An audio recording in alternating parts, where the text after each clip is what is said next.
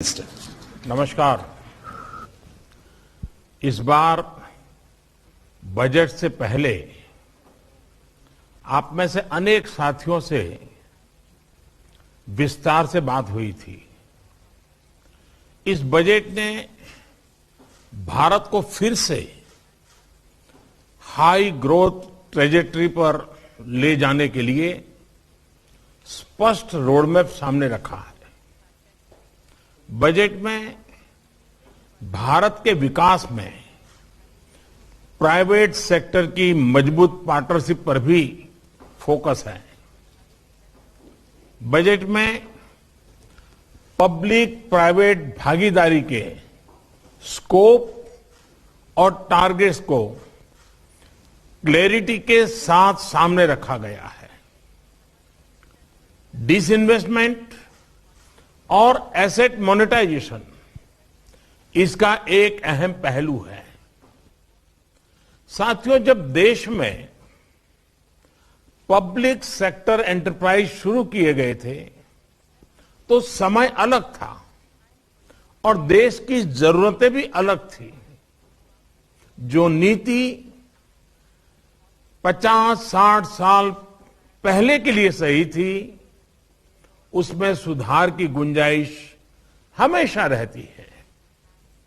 आज जब हम ये रिफॉर्म्स कर रहे हैं तो हमारा सबसे बड़ा लक्ष्य यही है कि पब्लिक मनी का सही उपयोग हो। कई ऐसे पब्लिक सेक्टर एंटरप्राइज हैं जो लॉस मेकिंग है। इनमें से कई को टैक्स पेयर्स के मनी द्वारा सपोर्ट करना पड़ता है। एक प्रकार से जो गरीब के हक का है, एस्पिरेशन से भरे युवाओं के हक का है, उन पैसों को इन एंटरप्राइज के कामों में लगाना पड़ता है और इस कारण अर्थव्यवस्था पर भी बहुत प्रकार का बोझ पड़ता है। पब्लिक सेक्टर एंटरप्राइज को सिर्फ इसलिए ही नहीं चलाते रहना चाहिए क्योंकि वो इतने वर्षों से चल रहे हैं, किसी के पेट प्रोजेक्ट रहे हैं। पब्लिक सेक्टर एंटरप्राइज किसी विशेष सेक्टर की जरूरत को पूरा कर रहे हो, किसी स्ट्रैटेजिक इंपॉर्टेंस से जुड़े हो तो मैं इस बात समझ सकता हूं और उसकी आवश्यकता भी समझ सकता हूं। सरकार का यह दायित्व है कि वो देश के एंटरप्राइज को, बिजनेस को पूरा समर्थन दे, लेकिन सरकार खुद एंटरप्राइज चलाए, उसकी मालिक बनी रहे। आज के युग में न ये आवश्यक है न ये संभव रहा है। इसलिए मैं कहता हूं, government has no business to be in business. सरकार का फोकस लोगों के वेलफेयर और विकास से जुड़ी परियोजनाओं पर ही रहना चाहिए। ज्यादा से ज्यादा सरकार का शक्ति, संसाधन, सामर्थ्य कल्याण काम के लिए लगने चाहिए। वहीं सरकार जब बिजनेस करने लगती है तो बहुत तरीके से नुकसान भी होता है।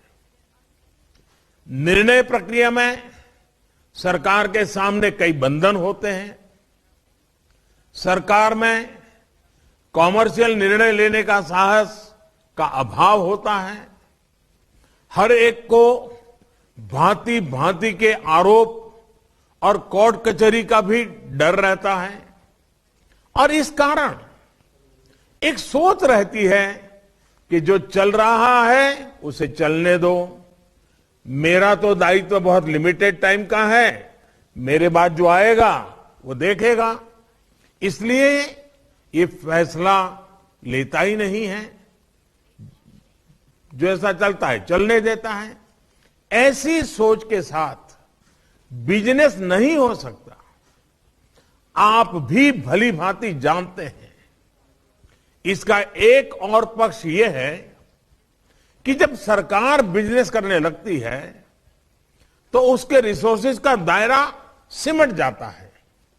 सरकार के पास बेहतरीन अफसरों की कमी नहीं होती, लेकिन उनकी ट्रेनिंग मूलतः शासन व्यवस्थाओं को चलाना, नीति निर्धारण नियमों का पालन कराना, जन कल्याण के कार्यों पर बल देने के, उनके लिए आवश्यक नीतियों के निर्माण, और इन बातों में उनकी ट्रेनिंग भी हुई होती है और इसमें उनकी महारत भी होती है, क्योंकि जीवन के लंबे अरसे तक लोगों के बीच इस प्रकार के काम करते करते वो आगे आए हैं।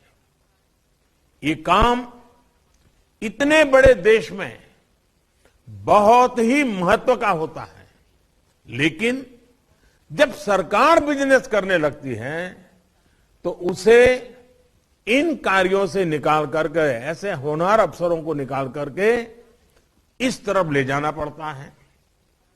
एक प्रकार से हम उसके टैलेंट के साथ अन्याय करते हैं, उस पब्लिक सेक्टर एंटरप्राइज के साथ अन्याय करते हैं।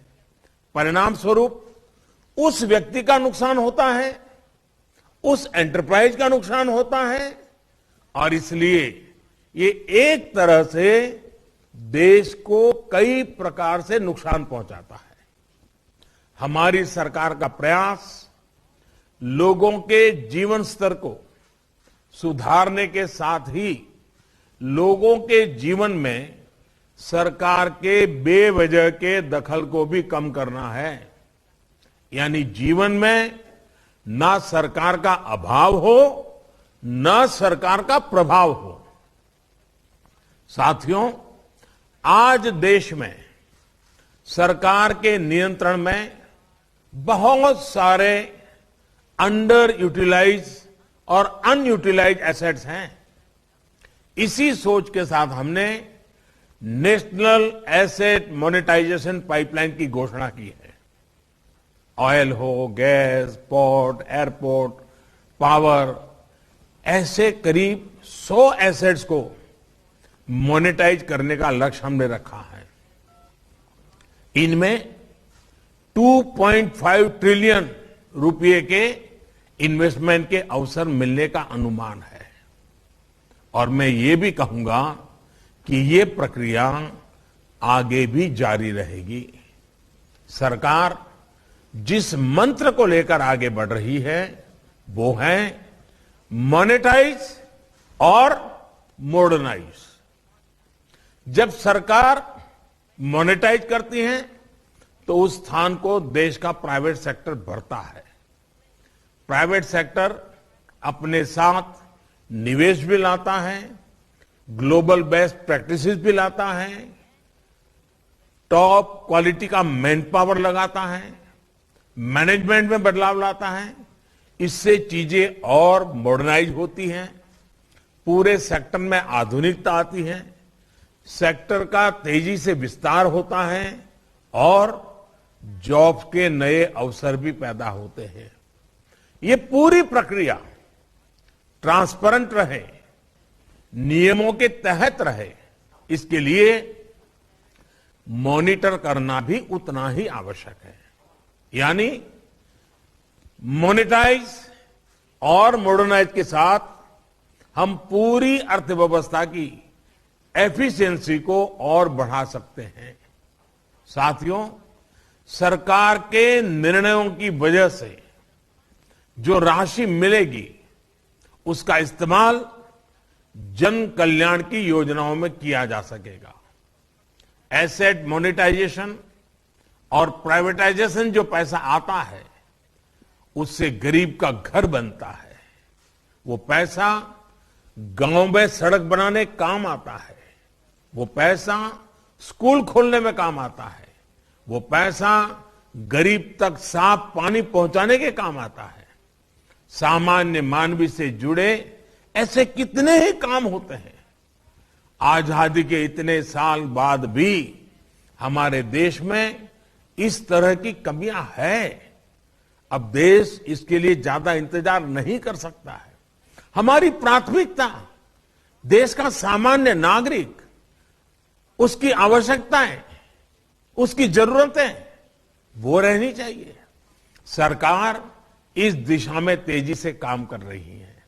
इसलिए एसेट मोनेटाइजेशन और प्राइवेटाइजेशन से जुड़ा हर निर्णय देश में नागरिकों के लिए, चाहे वो गरीब हो, मध्यम वर्ग का हो, युवा हो, महिला हो, किसान हो, मजदूर हो, उनको एम्पावर करने में मदद करेगा। प्राइवेटाइजेशन से सामर्थ्यवान युवाओं के लिए बेहतर अवसर भी उपलब्ध होते हैं। नौजवानों को अपना टैलेंट दिखाने के लिए ज्यादा अवसर मिलते हैं। साथियों, देश के हर एंटरप्राइज को एफिशिएंट बनाने के लिए transparency, accountability, rule of law, parliamentary oversight और मजबूत राजनीतिक इच्छा शक्ति आज आप स्पष्ट रूप से अनुभव करते होंगे। इस बजट में पब्लिक सेक्टर एंटरप्राइज के लिए जिस नई पॉलिसी की घोषणा की गई है, उसमें भी हमारा ये इरादा साफ साफ दिखता है। 4 स्ट्रेटेजिक सेक्टर के अलावा बाकी सारे पीएसयू के प्राइवेटाइजेशन को लेकर सरकार प्रतिबद्ध है। स्ट्रेटेजिक सेक्टर्स में भी कम से कम पीएसयू रहें, जितनी जरूरत हो उतने ही रहें, ये भी हमने साफ किया है। ये नीति एनुअल डिसइन्वेस्टमेंट टारगेट से आगे बढ़कर मीडियम टर्म स्ट्रेटेजिक अप्रोच रखते हुए इंडिविजुअल कंपनीज के चयन में मदद करेगी। इससे इन्वेस्टमेंट का भी एक क्लियर रोड मैप बनेगा।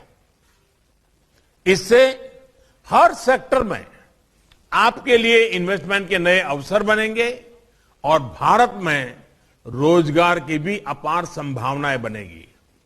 और मैं ये भी कहूंगा कि यह सब मूल्यवान एसेट्स हैं। इन चीजों ने देश की बहुत सेवा की है और आगे भी बहुत संभावनाओं से भरी पड़ी है। हमने बहुत बार देखा है कि जब मैनेजमेंट बदलता है तो इकाइयां नई ऊंचाई पर को छू लेती है। आप सब लोग वर्तमान से नहीं, भविष्य की जो संभावनाएं छुपी है उससे इसका आकलन करें और मैं इनके उज्जवल भविष्य को स्पष्ट रूप से देख पाता हूं।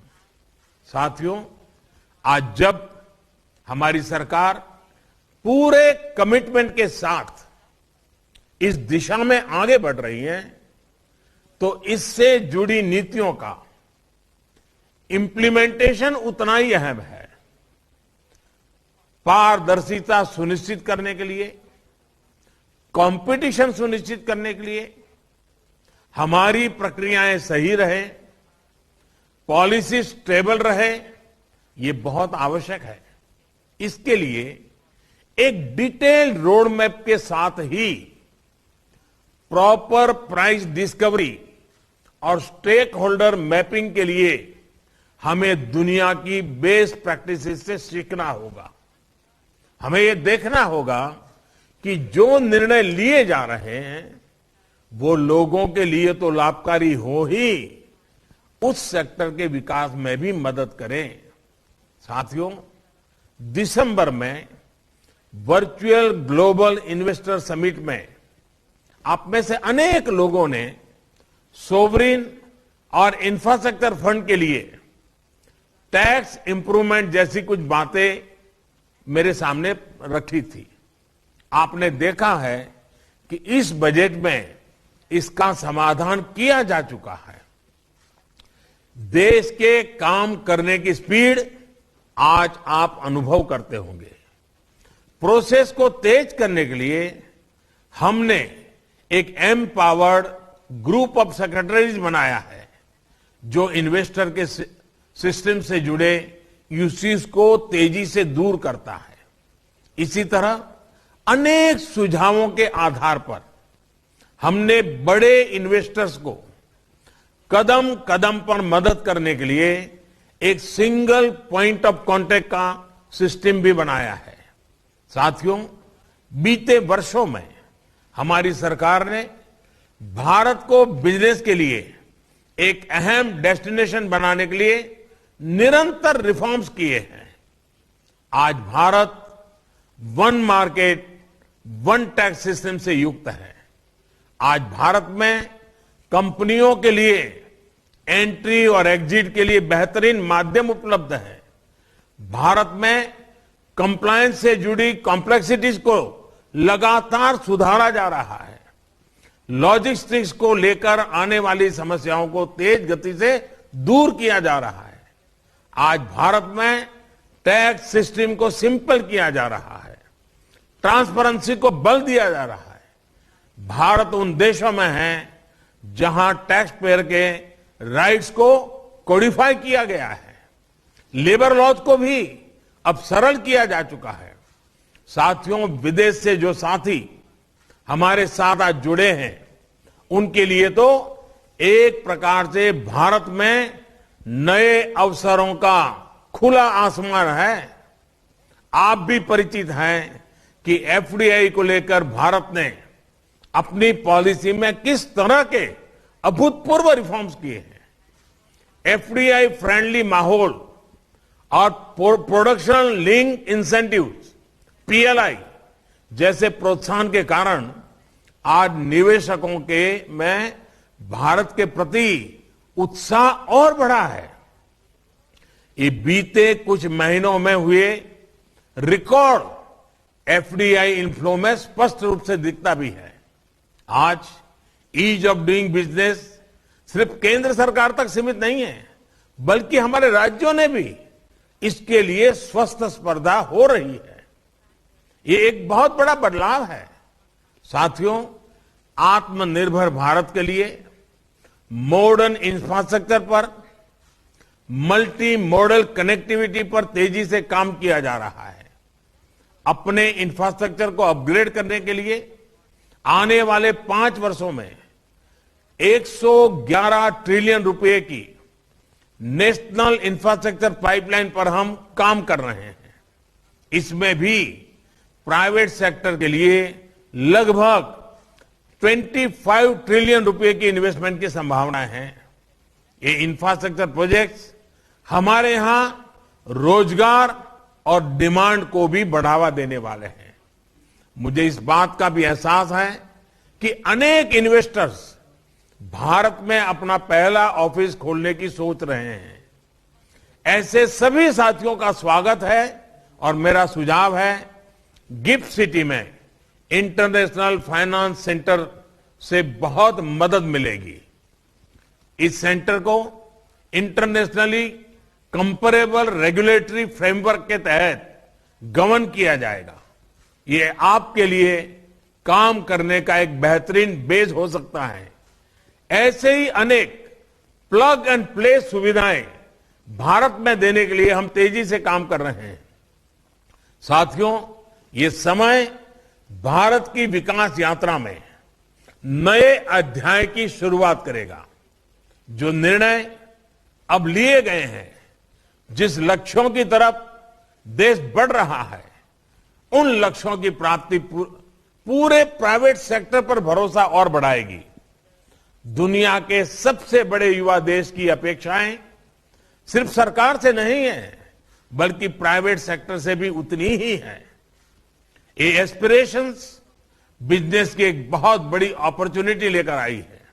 आइए हम सभी इन अवसरों का उपयोग करें, एक बेहतर दुनिया के लिए आत्मनिर्भर भारत के निर्माण में योगदान दें। और इतनी बड़ी तादाद में आज आप इस संवाद में शामिल हुए हैं, इसलिए मैं आपका हृदय से आभार व्यक्त करता हूं। आपके पास गहरा अनुभव है, देश और दुनिया का अनुभव है। आपके उत्तम सुझाव हम लोगों को इन चीजों को तेज गति से आगे बढ़ाने में बहुत मदद करेंगे। मेरा आपसे आग्रह रहेगा, बजट में जो बातें आ चुकी है, सरकार ने जो नीति निर्धारित की है, जिन बातों को मैंने आज उल्लेख करने का प्रयास किया है, मुझे आपकी भी मदद चाहिए तत्काल तेज गति से इंप्लीमेंट करने का रोड मैप बनाने में। मुझे विश्वास है कि आप सबका अनुभव, आपका ज्ञान, आपका सामर्थ्य भारत की इस आशा अपेक्षा दोनों मिलकर के एक नई दुनिया निर्माण करने की ताकत पैदा करते हैं। मैं फिर एक बार आप सबका स्वागत करता हूं, आपके सुझावों का इंतजार करता हूं। बहुत बहुत धन्यवाद।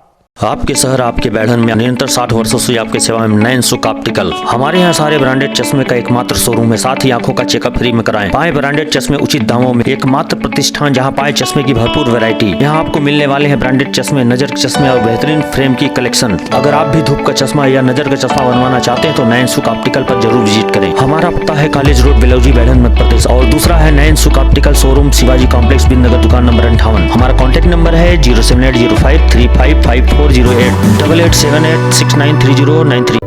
McHappy offered with our brand with SS Footwear, बैरन का एकमात्र प्रतिष्ठान जहां आपको मिलेगा सभी branded shoes, sandals, wallets, belts, all accessories, साथ ही बाटा की वैरायटी ऑफ आइटम जो आपके गेटअप को देंगे परफेक्ट लुक। तो देर किस बात की, आज ही विजिट करें हमारे शोरूम। हमारा पता है 426 वैडन, बिंदनगर रोड, धोती, वैडन, सिगरौली, मध्य प्रदेश। नंबर 9425177049 9798859115।